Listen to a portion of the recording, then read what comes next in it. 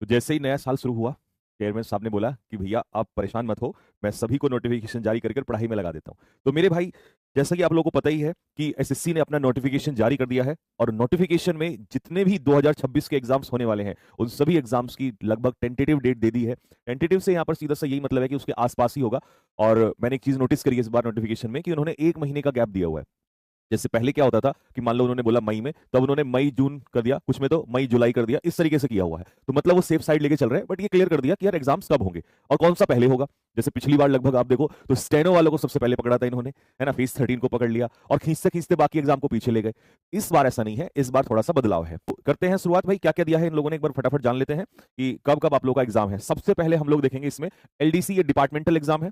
आप जानते ही हो कि भाई जब डिपार्टमेंटल होता है तो यानी कि आप लोगों के लिए ओपन एग्जाम नहीं होगा, तो हम इसको तो छोड़ देते हैं। ये एलडीसी जेएससी का एग्जाम होता है और ये डिपार्टमेंटल होता है, ठीक। फिर उसके बाद यह है एसएसए यूडीसी, ये भी आपका डिपार्टमेंटल है, तो यहाँ 2 एग्जाम इसको हम छोड़ देंगे। फिर उसके बाद क्या है एएसओ ग्रेड लिमिटेड डिपार्टमेंटल, ये भी आपका डिपार्टमेंटल है।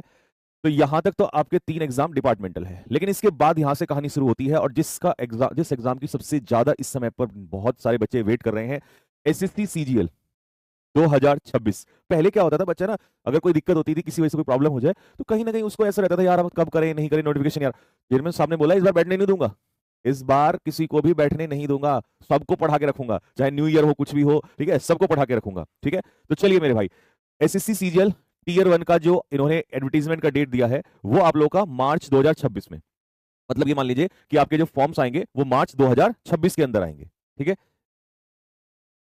तो सबसे पहले तो आपको यही नोट करना है कि भाई मार्च में आप लोगों के इसके फॉर्म निकलेंगे, ठीक है। फिर ये क्लोजिंग डेट जो दे रहे हैं वो कह रहे हैं भाई अप्रैल में, मार्च अप्रैल, तो अप्रैल में इसकी क्लोजिंग डेट हो जाएगी, ठीक है। अप्रैल में इसका क्लोजिंग डेट हो जाएगा, ठीक है, मतलब फॉर्म वगैरह आपसे भरवा लेंगे मार्च अप्रैल, तो एसएससी जीडी होगा, उसके बाद आएंगे ये लोग। तो सीधी सी बात है, टाइम तो लेने वाले हैं। अब मई जून का मतलब है कि आप इसको जून ही मान के चलिए, और मई के लास्ट वीक में, तो अभी आप लोग के पास पूरा का अगर आपसे देखें तो अभी 10 दिन 10-15 दिन हमारे पास जनवरी के बचे हैं, फिर पूरा फरवरी, मार्च, अप्रैल और मई भी आप 20 दिन, तो मतलब मैं अगर ये कहूं कि 10 यहां से वहां से, तो 4 महीने आपके पास बच जाते हैं। अच्छा, उसके बाद है जूनियर इंजीनियरिंग, ये आपका कब हो जाएगा, ये भी मार्च में इन्होंने दिया है। फिर सिलेक्शन पोस्ट 14, अभी तक था 13, इस बार आएगा 14, जिसका रिजल्ट इन्होंने अभी तक नहीं दिया है ना, इसके ऊपर तो लगता है कि फिर से मुहिम चलानी पड़ेगी। तो भाई मई जुलाई, मई जुलाई, देखिए मई जून नहीं दे रहे हैं, समझो मैं जो कहना चाह रहा था कि इन्होंने इस बार थोड़ा सा सेफ खेला है कि मई जुलाई कि सीजल होगा उसके तुरंत बाद लगा लेंगे। तभी मैं कह रहा था कि आप समझ के चलिए कि ये जून के फर्स्ट वीक में या मई के लास्ट वीक में ही होगा।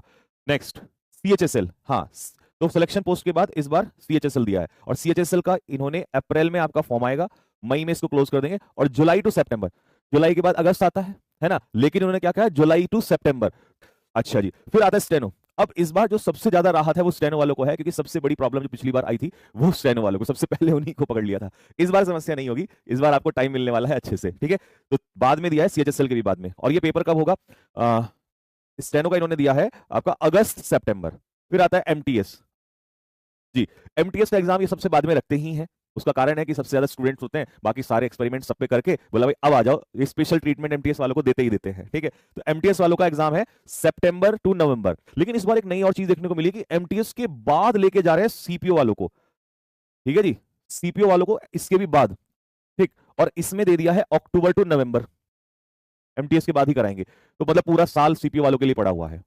और फिर इसके बाद आएगा सबसे लास्ट में एसएससी जीडी, जो कि आप लोगों का इस बार भी सबसे लास्ट में ही है, और उसको तो फिर आप छोड़ दीजिए, ये तो सबसे लास्ट में जाएगा 2027, मतलब इससे पहले तो आप सारी जंग लड़ चुके होंगे, सारे पेपर दे चुके होंगे, इसमें बहुत समय मिलने वाला है आपको।